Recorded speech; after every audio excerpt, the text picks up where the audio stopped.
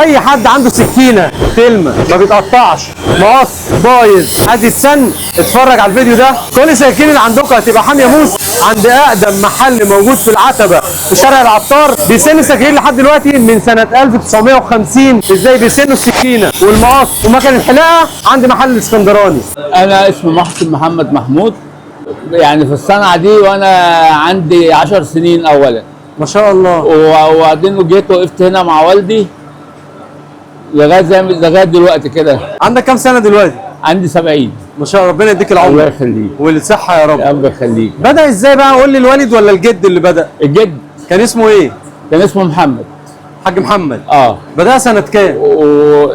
لا ده بدأها من ايام الحرب العالمية، واحنا اصلا من اسكندرية. عشان كده اسكندراني. احنا اصلا اسكندرية، وبعدين وكنا كويسين وعايشين حلو قوي هناك في اسكندرية. فين في اسكندرية؟ في المنشية. الله. لغاية لما جم الألمان عملوا غارات على اسكندرية. حلو.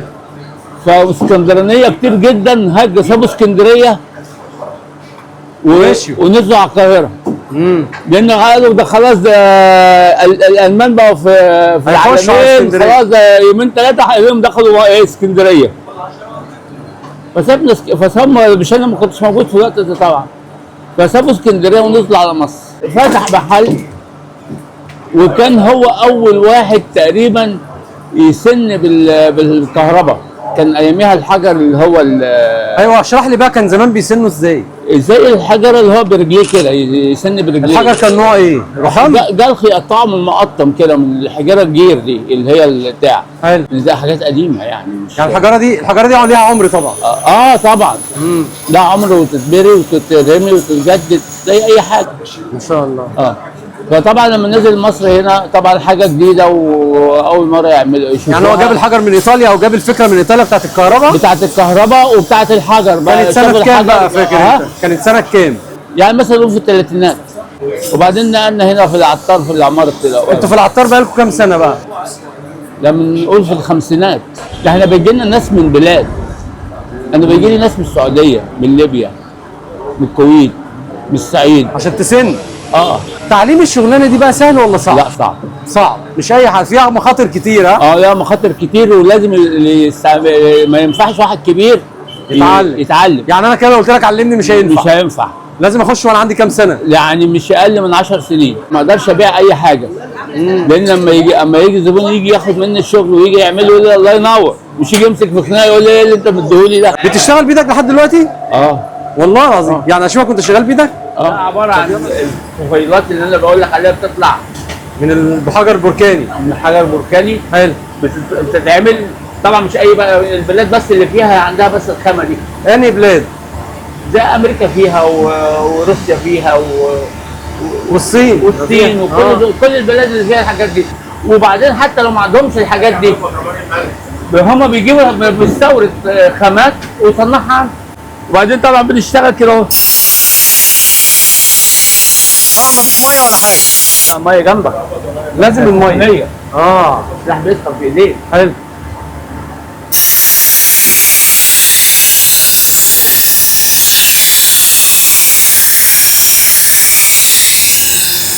نوع السلاح بيفرق في السن؟ طبعا. اللي في ايدك ده ايه؟ سلس. واحسن حاجه تبقى ايه؟ السلس ده لسبب واحد. انت دي تدخل المطبخ، المفروض تفضل نظيفه كده، ما تصديش. لو صدت بتضر الاكل طبعا. فلازم تتعامل من السلس. زي المقص الطبي. المقص الطبي لازم يتعمل من السلس، عشان لو اتعمل من الصلب العادي بيصد، بيأذي. حلو. يعني في حاجات لازم تعمل السلس. ما صنعتش سكينه قبل كده انت من حديده لسكينه؟ انا بشوف ناس بيعملوا كده بس بتبقى مش جيده. اول ما اطلع الريش كده، في ريش زي ما انت شايف شوفه. حلو. الريش ده هو خلاص كده السن خلاص. والله. بس تحت الريش ده بقى السلاح. تحت الريش السلاح ده. السلاح ده لما تقطع الحجر تطلع ايه في الاول؟ ريش. بقى ده بالشال بقى الريش ده تبقى السكينه حاميه كده. ده بيبقى شفره الموس. ايوه. بتختبرها بعد ما بتسنها ولا خلاص؟ على ايدك. على ايدك بس، طب ما تتعور. لا انا على ايدي ازاي؟ انا بحطها كده. تبص لا السكينه حاميه تلزق في ايديك. لو انت حركتها تقطع ايدك خلاص. انت بتعمل يعني ايه؟ انت بتعمل كده تحس بيها انها مسكت في ايديك. اتعورت كتير انت؟ كتير جدا طبعا. هي السكينه دي بتتسن؟ والله. سكين صفرا اهي. بس دي كانت لها مشرشره زمان ولا مش هي؟ الشرشره دي بتتسن؟ اول مره اعرف. كل ما بتطلع الرش كده كل ما بتتسن. مين اقدم صنايع هنا؟ عزك اهو. كلكم ما شاء الله من زمان في المحل. كلنا صناعيه متربيين. يعني داخلين على اللي عنده 9، انا داخل ورشه هنا عندي 9 سنين. شغال صبي صغير برضه، اروح اعزله في المشاوير والكلام ده. بقول لك انت مثلا في اسلحه بتجيلك تبقى عارف ان السلاح ده غني او سلاح قيم. حصل سكاكين سويسري. سكاكين سويسري ياباني. في سكينه يعني تعمل 5000 جنيه. سكينه بتعمل 5000؟ السكاكين بتاع السمك اللي هي السمك السوزي ده. المراحل بقى اول ما بتخلص الحجر ده بتودي فين؟ بدي اليحيى هنا على الصنفره. انا هنا ايه عملت انا عملت الرش اللي الحاج كان بيتكلم عليه اللي هو الحرقان دوت. هو هنا بقى بياخدها على الحجر الصغير بيقوم منعمها يديها فينش اكتر. تلمع اهي. هو مش على اللي انا عملت هو عشان ده الحرق ده واللي هي الخربشه دي. حاج يحيى معاكم صبيان هنا ولا ما فيش حد صغير؟ ايوه في بوطه وكيتا. لازم يكونوا موجودين صبيان. ان شاء الله. الاربعه اللي قدامي دول؟ طب دي معاك هنا؟ دي اسمها صنفره اللي انا شغال عليها. اسمها صنفره. بتلمع الحرق بتاع السكينه. يعني دي ما بتسنش. لا بتلمع برضه بص في حرق هنا اهو. شايف الحرق ده؟ يعني انا هيلمع دلوقتي؟ بص. يلا بينا.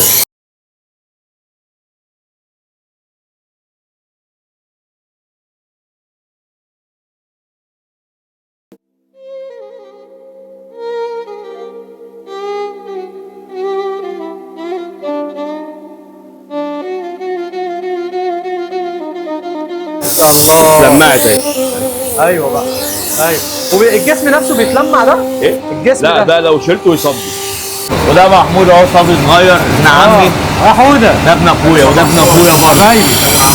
حبايبي. الاثنين دول اخوات. هيتعلموا المستويات حلوين. هيتعلموا المستويات برضه زينا. انت متخصص مقصات بس؟ كل حاجه.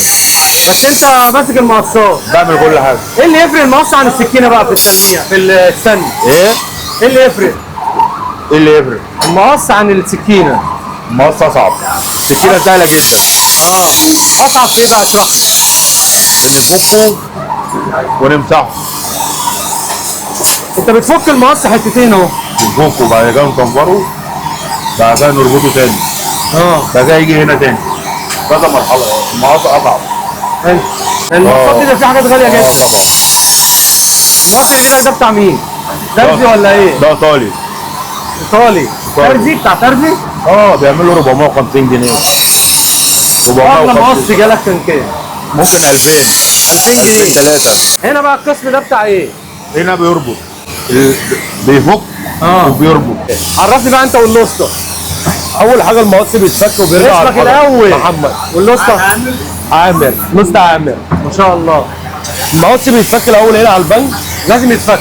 يرجع يتمسح ورا. ما ينفعش يتسن وهو مربوط. لا ما ينفعش. يبقى بايظ المقص. والله. طبعا بيبقى فيه عيوب. لازم يتفك ويتمسح زي ما اللوست محمود قال لك. وبيرجع على الصنفره بيتصنفر عشان يبقى ناعم. وبيرجع يتربط. مثلا المقص ما ينفعش يتربط كده من غير ورده. فانا في ورده عندي هنا بركبها. انت بتفك ولا بتربط ده؟ ده كده انا هربط. طب وريني الربط ازاي؟ الربط كده اهو. قلاقون. ولو برشام بيتبرشم عليه. في برشام بيجي لك برشام؟ طبعا. كل حاجه. الاول بقى قالوا لي انت المتخصص في سن المكن الحلاقه ده. ليه بقى؟ عشان الجوده بتاعت الشغل بتاعتي لازم تبقى جيده جدا. المكنه دي لو الحجر اللي قدامي ده في اي غلطه، لو انا مين ما تطلعش ما تحلقش. بس انت متخصص، انت الوحيد اللي في المحل اللي بتعمل المكنه. قول لي بقى تسنها ازاي؟ دي بتستني كده اهو بتبقى انت فكيتها؟ بفك كده. الجنب ده اه لازم يبقى مسطره. لازم يكون عادل لا لو في سنه يبوظ السير. الشغل الزبون يرجع يقول لك مش شغاله. بتتبع زي ما انت شايف كده. اه انا اول مره اشوف سن المكنه ده. ولازم ده وبتسن على جنب الحجر مش فوق. لا فوق لا.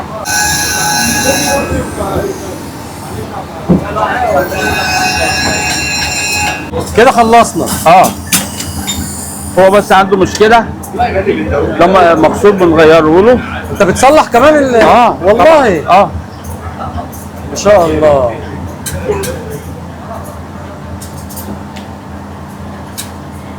انا شرف ليا ان انا النهارده كنت في محل الاسكندراني مع اشطر واجمل واجدع واحد بيسن سكاكين في مصر كلها. شرفت بيك يا حبيبي، ربنا يبارك في عمرك حبيب قلبي. اتمنى يا رب الفيديو يعجبكم، ما تنسوش اللايك والشير ودعوا لكم بالخير. سلام.